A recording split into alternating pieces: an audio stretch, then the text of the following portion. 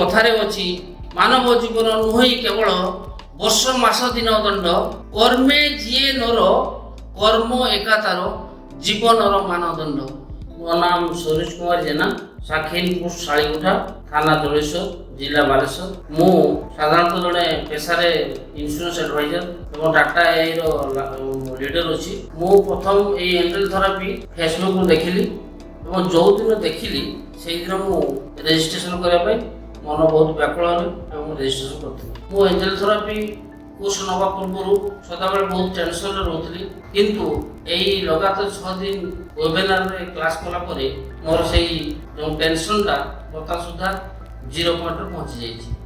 Meditation angel therapy କରିବା ଠାରୁ ମୁଁ ଗୋଟେ ନୂତନ ଜୀବନର ସନ୍ଧାନ ପାଇଛି, ଯାହାକି ଆଜି ପର୍ଯ୍ୟନ୍ତ ମୋତେ ଏମିତି ଆନନ୍ଦ କେବେ ବି ଅନୁଭବ କରିନଥିଲି। ଗୋଟେ ଆଶ୍ଚର୍ଯ୍ୟର କଥା, ମୁଁ ରାତି 10 ବାଜ୍ୟମାନେ ଶୁଏ ଏବଂ ମୁଁ ଭୋର 5ଟାରେ କିନ୍ତୁ ଉଠେ, କିନ୍ତୁ ଏଞ୍ଜେଲ ଥେରାପି କ୍ଲାସରେ ମୁଁ ବିନା ଦ୍ୱିଧାରେ ବିନା ଆନିଜି ଫିଲ୍ କରି ନାହିଁ ରାତି 12-1 ପର୍ଯ୍ୟନ୍ତ ମୁଁ କ୍ଲାସ କରିଛି ଏବଂ ଏହି କ୍ଲାସ ମୋ ଜୀବନର ଗୋଟେ ନୂତନ ମୋଡ଼, ଗୋଟେ ନୂତନ ଜୀବନର ସନ୍ଧାନ ମୋ ଆଗରେ ପରିପ୍ରକାଶ କରିପାରିଛି। କହିବାକୁ ଗଲେ ଏଞ୍ଜେଲ ଥେରାପି କୋର୍ସରେ ମୋର ଆଗରୁ କୌଣସି ଧାରଣା ନଥିଲା କିମ୍ବା ମୁଁ ଶୁଣି ମଧ୍ୟ ନଥିଲି। ଯେଉଁଦିନ ମୁଁ ଏଞ୍ଜେଲ ଥେରାପିର ଫ୍ରି ଫେସବୁକରେ ଦେଖି ଫ୍ରି ୱେବିନାର ଯୋଗ କଲି, ସେହିଦିନ କାହିଁକି ମୋ ଅନ୍ତରାତ୍ମା ଅନ୍ତଃସ୍କରଣରୁ ମୋତେ ଏହି ପାଠ୍ୟକ୍ରମରେ ଯୋଗଦାନ କରିବା ପାଇଁ ବହୁତ ଅନୁପ୍ରାଣିତ କରିଥିଲା ଏବଂ ମୁଁ ଏହି ଏଞ୍ଜେଲ ଥେରାପି କୋର୍ସ ନେଇ ଆଜି ପୁଣି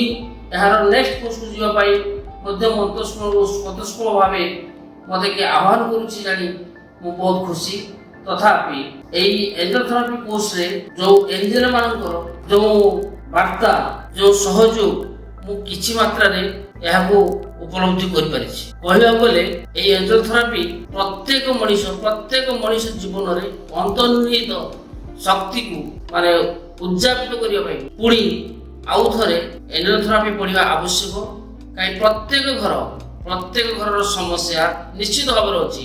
ସେ ଆର୍ଥିକ ଅନଟନ ହେଉ ବା ପାରିବାରିକ ସମସ୍ୟା ହେଉ ବା ଯେକୌଣସି ମାନସିକ ସମସ୍ୟା ହେଉ, ନିଶ୍ଚିତ ଭାବରେ ରହିଛି। ତେଣୁ ଏହି ସବୁର ମୁକ୍ତି ପାଇବାକୁ ହେଲେ ଆମକୁ ଏଞ୍ଜେଲ ଥେରାପି ନିତାନ୍ତ ଆବଶ୍ୟକ ଏବଂ ମୋର ବିଶେଷ ଅନୁରୋଧ, ସମସ୍ତ ଯେଉଁମାନେ ଏଞ୍ଜେଲ ଥେରାପିକୁ ଜାଣିବା ପାଇଁ ଚାହୁଁଛନ୍ତି, ପ୍ରକୃତରେ କୌଣସି କମ୍ପ୍ରମାଇଜ ନ କରିକି ଏହି ଏଞ୍ଜେଲ ଥେରାପିରେ ଯୋଗ ଦେଇ ନିଜର ବିକାଶ କରିବା ସହିତ, ନିଜର ଉନ୍ନତି କରିବା ସହିତ, ନିଜର ବନ୍ଧୁବାନ୍ଧବ ପ୍ରିୟାପ୍ରୀତି ମାନଙ୍କର ଉନ୍ନତି କରିପାରିଲେ ହଇତ ଜୀବନଟା ପରିପୂର୍ଣ୍ଣତା ପ୍ରକାଶ ପାଇବ।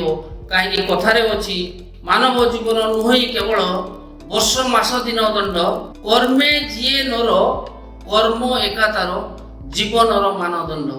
ଏଣୁ ଏହି ମାନଦଣ୍ଡକୁ ଆମେ ଆଧାର କରି ପ୍ରତ୍ୟେକ ଲୋକ ପ୍ରତ୍ୟେକ କୋଣ ଅନୁକୋଣରୁ ଏ ଏଞ୍ଜେଲ ଥେରାପିରେ ଯୋଗ ଦେଇ ଏହି କୋର୍ସ ନେଲେ ସେମାନେ ନିଜେ ଉପଲବ୍ଧି କରିପାରିବେ ପ୍ରକୃତରେ ଏହା ଭିତରେ କୋଉ ଅନ୍ତର୍ନିହିତ ଗୁଣ ରହିଛି, ଯାହାକି ଆମ ଜୀବନକୁ ଗୋଟେ ନୂତନ ମୋଡ଼ରେ, ନୂତନ ରାସ୍ତାରେ, ନୂତନ ମାର୍ଗଦର୍ଶନ କରିପାରିଛି।